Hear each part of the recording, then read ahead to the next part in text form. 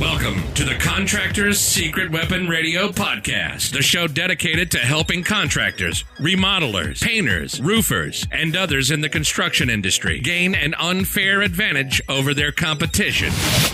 Get ready for some inspiration, some encouragement, some proven business building strategies, and a couple of new ideas that can take your business to the next level and beyond. And now, broadcasting from the Contractors Secret Weapon Studio, it's Pete Mitchell and Dave Negri. Hey, this is Dave Negri with Contractor Secret Weapon. And this is Pete Mitchell with Contractor Secret Weapon. Sorry, I was delayed there. It's all right. We'll get this right sooner or later. So last week we talked about we talked about the consumer guides and generating leads and consumer guide, yeah. And so if you go back to last week's on the website, this should be working good by now. There's a PDF for you guys that will give you a template, the format, so you can just fill in the blanks and basically create your own and just make the front cover, like Pete said, put your picture on it or whatever. Don't put your dog's picture on it.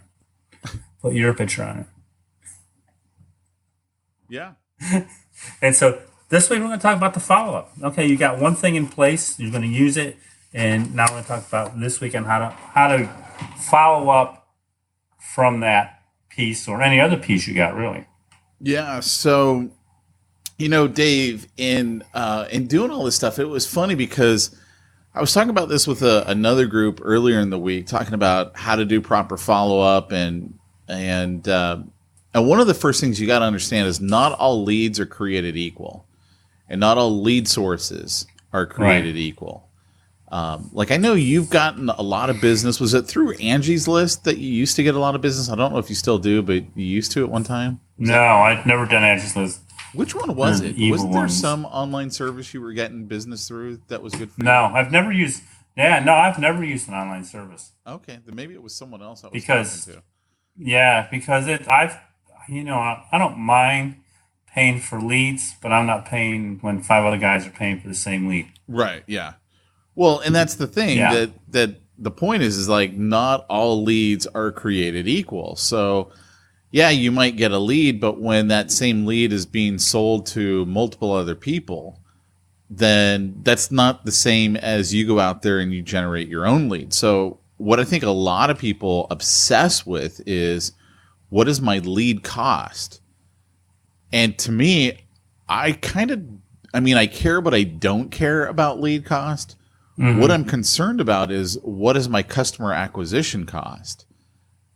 Yeah, that's really more important. That's way more important, right? So, let's say I get, 10 leads from Angie's List and they cost me $50 each. And I have no idea what they cost on Angie's List, but I'm just using this as a mathematical example. And let's say I get 1 out of every 10 deals.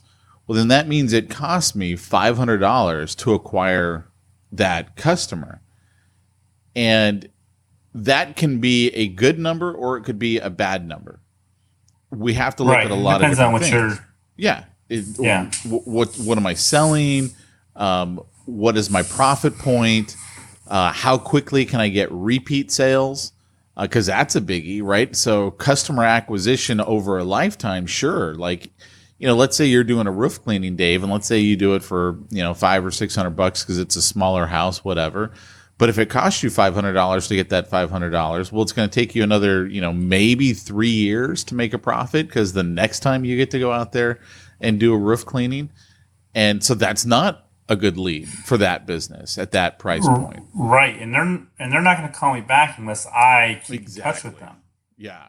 Right. So then I've got and it's not a huge expense of, the continuation of just keeping them in the funnel. Right. But most people most contractors are in it for today's sale only.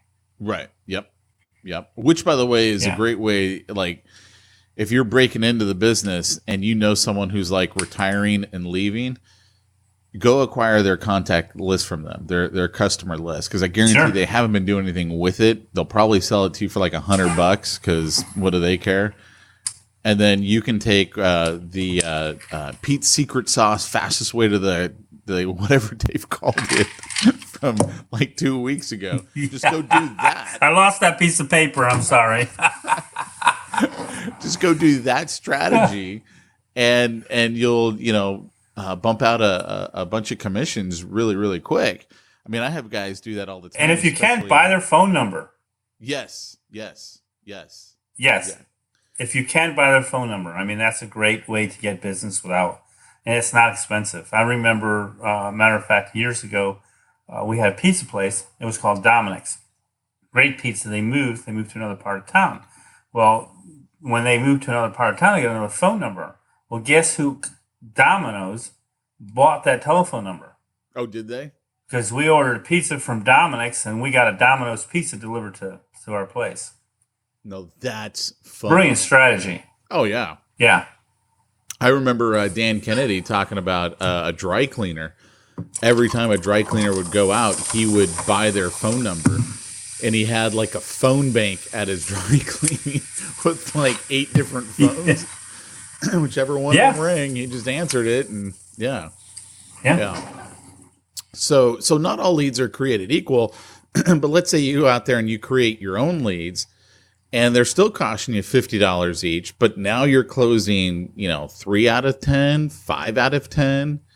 If it was 5 out of 10, now your lead cost or your customer acquisition cost is significantly lower, right? Basically 5 out of 10 every $100 you're getting a client because it's taking you 2 leads to get a client. And so that's really important to understand the number side of it. But then it's the follow-up where everyone drops the ball, especially if it's the first time someone's doing a consumer guide. So they go out there, they put up the yard signs on homes that they're working on. They've got it on the back of their truck like Dave's had. They get this lead that comes in. And if that person doesn't convert right then, they just forget about it. They're done. And so what I tell people is I go, this is what I call the bare minimum amount of follow-up that you need to do. And so the bare minimum of follow-up is when someone calls me for a consumer guide, whether they go to my website and request it, or they call a free recorded message and leave a voicemail with their information, within 5 minutes, I'm calling them back or my assistant's calling them back, but someone from my office is calling them back.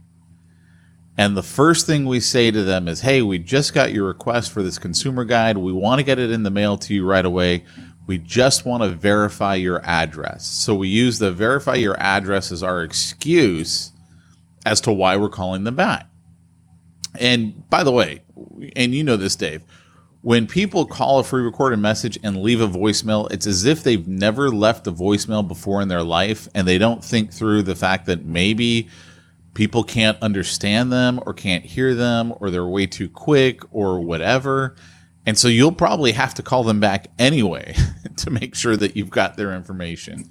But people can be really funny with that stuff. So it's 123 Maple Street. Great. Is there an apartment number? No. Okay, perfect. We'll go ahead and put this in the mail to you right away. And then we jump to our bridge question. Just so we can include the right material with this consumer guide when we stick it in the mail to you, tell me a little bit about your situation. I want to make sure we include the right material with it. Because what I'm trying to do there is get them to open up.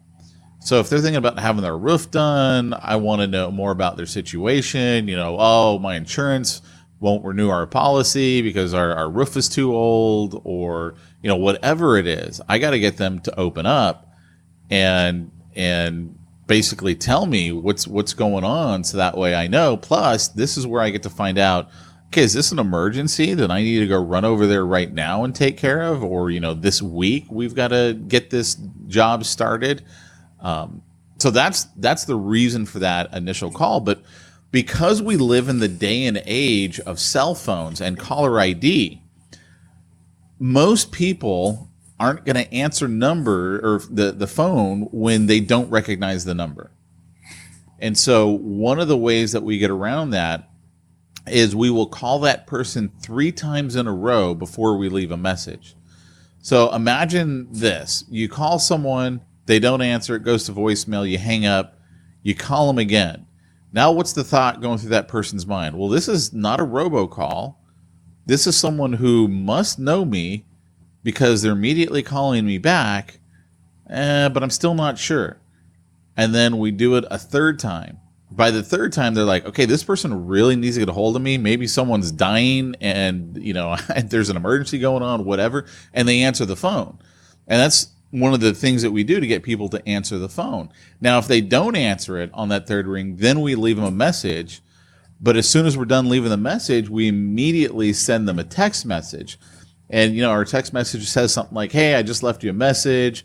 I have that report, how to choose your contractor that I want to mail out to you. Just checking to see if we have the correct address.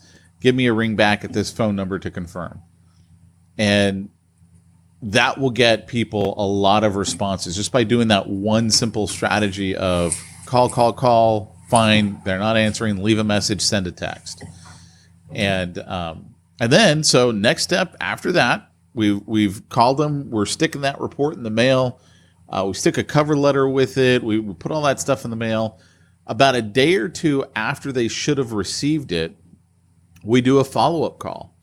And we go through that same strategy again, where we're going to call them 3 times if they don't answer it before we leave a message.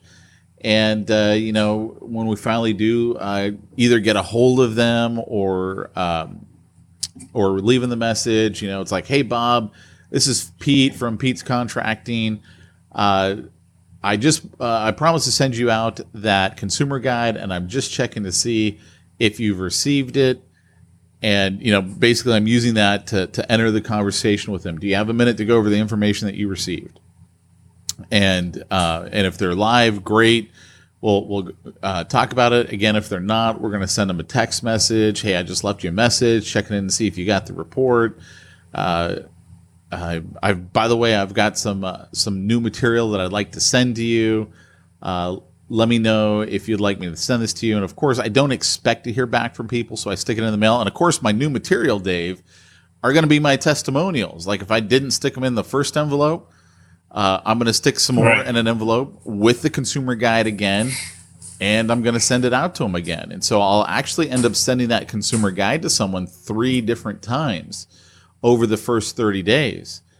And I've talked to people, and they're like, well, doesn't that cost money? And I'm like, yeah, but it's worth a lot of money to me. So I'm okay with that. Like, that's totally okay. Let's, I'm going to spend a few bucks.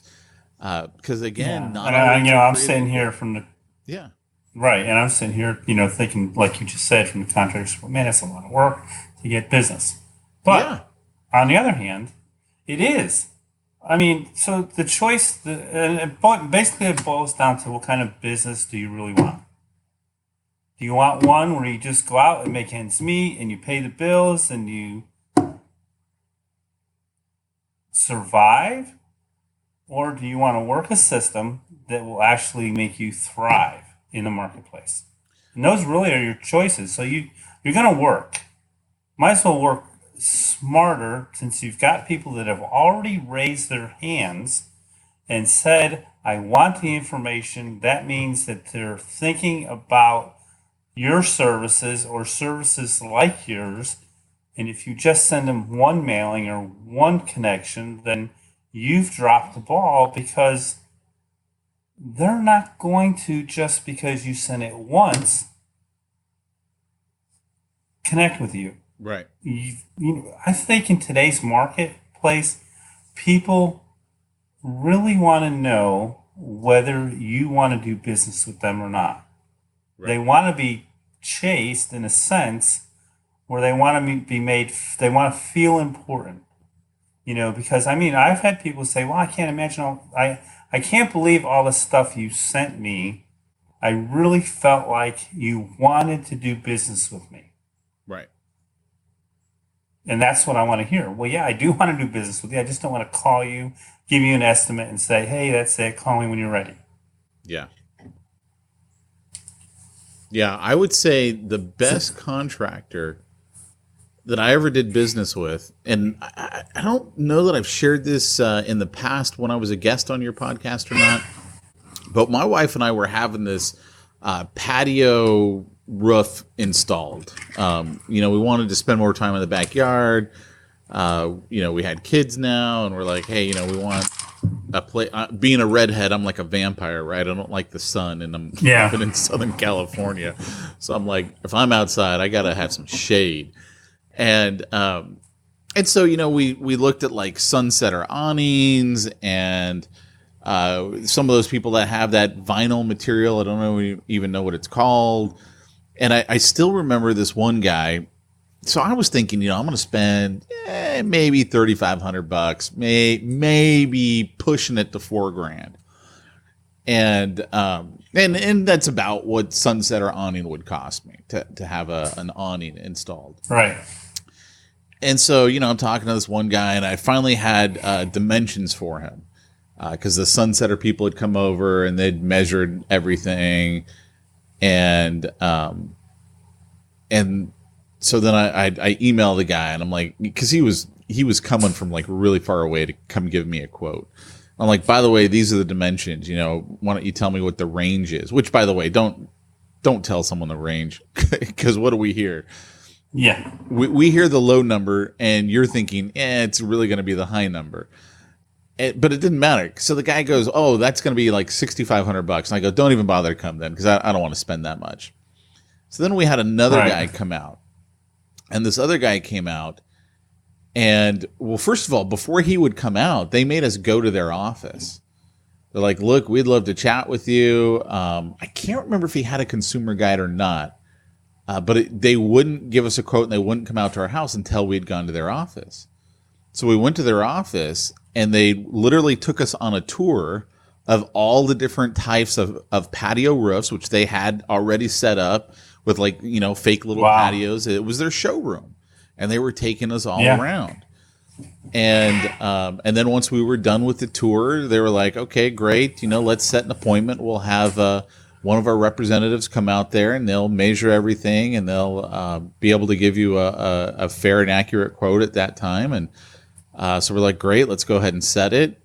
And we set the appointment. And so before I leave, he goes, oh, by the way, here's 2,000 of our customers with their names, addresses, what we did to their roofs, and their phone numbers. Feel free to call any of them to verify that we do good work. So imagine someone gives you 2,000 referrals and or testimonials and just says, go ahead and call any of them. They'll be happy to talk with you. What does that say to the consumer? Like, first of all, there's so many of them. There's no way I'm going to call any of them because I'm looking at it going, there's 2,000 of them. I don't need to call. Right. Because he's done psychologically, they've done so much. I mean, I have people that say, well, can you give me a list of referrals, people's telephones and numbers? So you want the good ones or the bad ones? And they'll look at me and they'll go, what do you mean the bad ones? I said, listen, I've been in business 30 years. Not everyone is happy. We do our best to make them happy, but I can give you their telephone numbers too. And they go, never mind. Yeah. Yeah, I don't need any referrals. Yeah. Well, it's just being open and upfront. But I love what they did to you, though. They made you get engaged. Yeah. To come to them. And not necessarily just coming to them. They made you get engaged. Whatever the process is and whatever your sales cycle is, whoever's listening, they got you engaged. And I'm thinking they're making you come to the realization that they're different. They want to do business. Yeah, they're professionals. They're different. They want to do business, and they value their time because they're not going to your place until you've committed to take the first step. You know what I'm saying? Yep. Like, because I get a lot of people who call and say, "Hey, can you give us an estimate?" I said, "Is anybody going to be there?" Well, no. Can't you just give us an estimate? I said, "I can, but it's $100." Right. Well, what do you mean? I said, well, if you don't value my time now, you're never going to value my time later. Right. So if you want me to come out and do an estimate, you can be there, or we can talk, or otherwise, I can, but you need to have a check for $100, and I'll apply it if we do business. Right. Yeah. And you'd be surprised how many say, "Well, I'll be home." Yeah, exactly. Well, what's funny is, you know what our patio cover ended up costing us? $7,500. It was $1,000 more than the high guy who I'd said, don't even bother coming. I'm not interested. And then I didn't even argue with him on the price. I'm like, look, I know you guys are legit. I know you're going to do a great job. Right. I don't care what your price is. So price really wasn't my objection. Right. It just... No. It was the thing that I had to fall back on because I didn't know what should be my objection. But once I saw these guys, you didn't have anything else. Yeah. It was like, look, whatever your price is, I don't care. Do the job. You're going to be fine with it. Great. Perfect. Right. So they presented from the very one thing, they presented the value of their company by having you go there. Yeah. Again, they presented the value of their company when they said, here's 2,000 of our customers, call them. So they didn't sell you, they sold you value. You bought value. You didn't buy technically the cost of the $7,500 or whatever it costs. Well, what was funny too was the Sunsetter guys when they had come out, and the thing that always just killed me is literally if the Sunsetter guys had followed up with me, I would have gone with them. There was maybe 2 months in between, just because things get in the way. It wasn't like the number one priority. I got to hurry up and get a patio cover. If they had followed up with me, they would have gotten the business. They didn't follow up ever. I've never once heard from them again. It was like you literally drove out to my house, spent, I don't know, half hour, whatever it was, talking with us, measuring everything, giving us a quote. I don't buy from you right then, and I never hear from you again. But interestingly enough, we started talking about something. I made a comment to the guy. I'm like, well, everyone just basically looks at reviews, and that's how we decide who we're going to go with. And immediately the guy becomes defensive. And it's like, well, there's a lot of crazy people out there, and blah, blah, blah. And like the second he said that, I was like, you have bad reviews online, don't you? And so, of course, as soon as he leaves, I look him up, and you could tell he was a contractor. He took no forward-moving steps to make sure everything was clean and accurate, and his Yelp was up to date. I mean, you don't have to advertise on Yelp, but you can still control your page on Yelp, and at least when people do complain, how do you respond to those complaints? That should actually be a whole podcast right there, and how you handle the negative reviews online, because you can handle those in a way that actually make you look really, really good. But they had done nothing. And I was like, okay, it's not a great, feather in your cap. But I also know I was going to get this through Costco, and you're the official Costco Sunsetter people. So, you're basically using Costco's brand and credibility for yourself. So that was good enough for me, even though this guy had bad reviews. But he never followed up. Never once. And I was like, you got to be kidding me. I mean, imagine if he had done that email, right? Are you still interested in getting a Sunsetter awning? I would have said yes. Yes, I am. By the way, when can you guys come out here and do this? Yeah. But they never did. They never followed up. That was that 9-word email? The 9-word email. Or sent the text message or sent the live voicemail. They never, ever anything. Well, I think that's a big challenge too, because a lot of guys go, I've had people call me and say, I say, listen, I'm 2 to 3 weeks out, and I just want to let you know, I can come give you an estimate and do whatever you want, but I just want to let you know it's not going to be tomorrow.